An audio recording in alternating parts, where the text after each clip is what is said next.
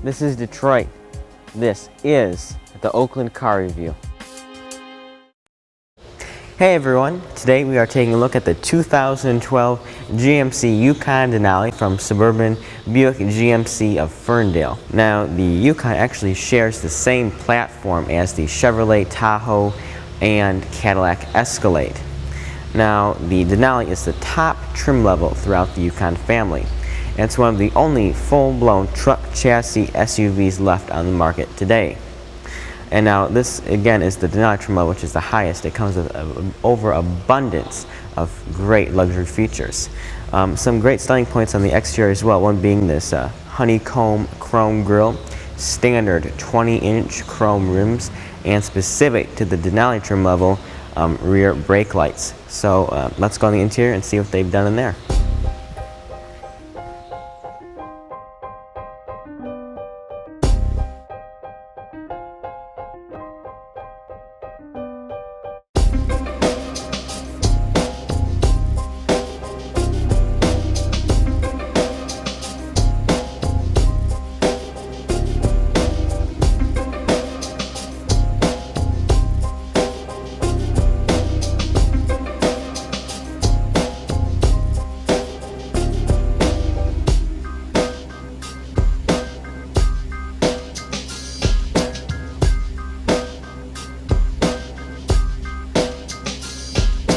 Now, GM has done a nice job of designing the interior of their most luxurious SUV.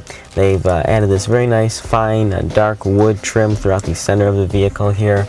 We have a nice leather-wrapped steering wheel with partial wood trim in it, which I really like. It almost makes it feel like it's a Jaguar XJ steering wheel. I really like the wood trim accent in it. And the whole interior feels very solid and luxurious while being very versatile. So now let's go and take this large vehicle for a drive.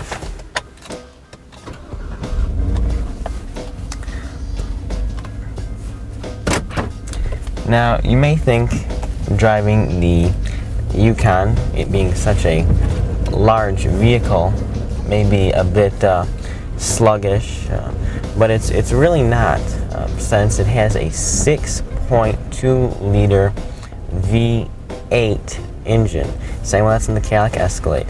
Now that engine is specific to the Escalade and the Denali version of the Yukon. The base Yukon has a 5.4 liter V8 engine. So the 6.2 liter is definitely the way to go. It gives you a lot of extra torque and horsepower. That being around 403 horsepower and about 411 pound-feet of torque. And the engine sound is just really magnificent. Sounds very nice when you're driving, really nice exhaust note.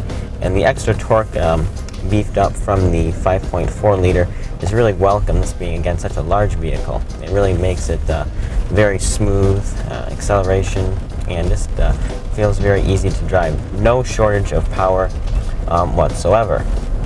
Now, as far as the steering goes, GM has done a really good job tuning the suspension to make it not feel tippy, or you know how some large, tall vehicles like this can really feel quite overwhelming in turns. But they've really done a good job. The steering is quite stiff with turns, so there's not too much body roll, which is really a hard thing to do again with just a vehicle of this caliber and size. But they've just done a really great job tuning that suspension, and it really makes all the difference. And now just the interior, again, I just love this type of vehicle. It's so versatile with seating, up to 8 passengers. It's luxurious. It's really a great combination of both worlds. It has good performance, lots of seating, very luxurious, easy to drive, and it's just a really great caliper vehicle. We have the Bose sound stereo system in this vehicle. And one of the things that's really nice about it is the navigation system, which also duals as your radio controls. But it's just so simple and easy to use. So there's no annoying submenus like you get in a lot of different vehicles. Like if you want, to go to your, nav, you press nav and gets you to this screen right here. If you want your destination, you want to add a new destination, you just press destination. If you want to, you have aux capabilities. We have XM radio and USB charging to USB in the glove box area, in center console area in here. So it's just really easy to use. Everything's push button on the sides. All the buttons here correspond obviously to a function on the screen.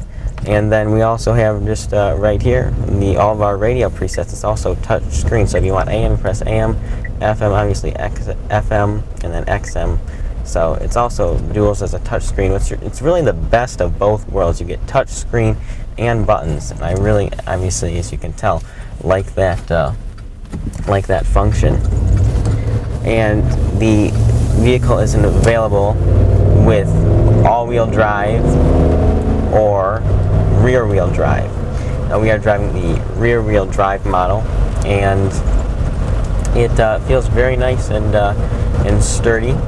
There is no loss of grip even with the rear wheel. We have plenty of grip with this model. Now if you're going to do a lot of off-roading, or if you have really wet, snowy conditions all the time where you live, then I definitely suggest the all-wheel drive model, and that would definitely work really good considering this car is just an abundance amount of ground clearance. You really sit up above all the traffic, and you're right next to those semi-trucks, pretty much sitting up there with them. So it really makes you feel it's a very safe feeling vehicle, and I really just like the whole driving position, seating position. And now it comes to the seats. They are very large and very, very comfortable. They're all power adjustable. We have power lumbar, 4-way power lumbar support, multiple adjustments. It's just a very comfortable vehicle to drive in. And as far as the urban driving goes, with bumps and everything like that, it just soaks up all of the bumps with ease. The suspension, again, like I said before, I'm just really a big fan of this. It's just a really great vehicle to drive.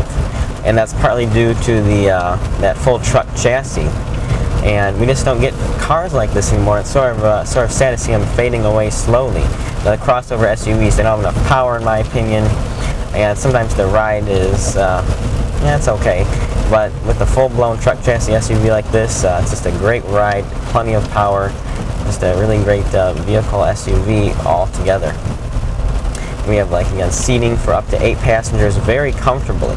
Again, some of those crossover vehicles, yes, they can seat 7, some can seat 8, but not comfortably like this vehicle can. This vehicle is very comfortable, seating up to 8 passengers. Of course, we have the rear entertainment systems and all that good stuff for all of our rear passengers. And then back to the seats, we also have a cooled seat function and heating function, all with 3 adjustments: low, medium, and then obviously high. So if you live in a hot climate, they have you covered. If you live in a cold climate, they have you covered for all different types of weather. Very, again, luxurious vehicle that GM has designed here. And everything just feels really nice. The steering wheel, I'm just a big fan of it. It's a really nice steering wheel. Again, it has this nice wood trim, which feels very good. We have all of our radio and hand controls here. We also have a heated steering wheel function, cruise control, voice command, volume controls back here. Everything is just right at your fingertips. We have this fantastic display, even though it's not as high tech, but it just has an overabundance of good information that you can get on it.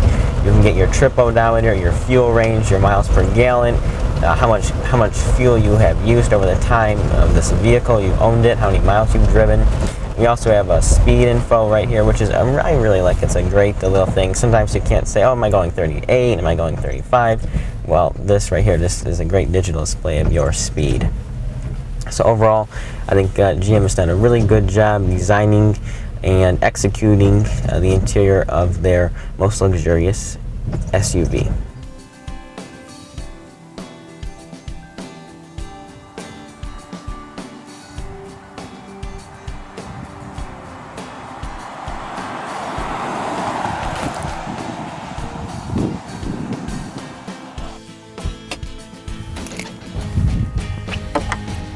Not only is the GMC Yukon Denali a great vehicle for that urban driving setting, but it's also great out here in Michigan's outdoor wonderland.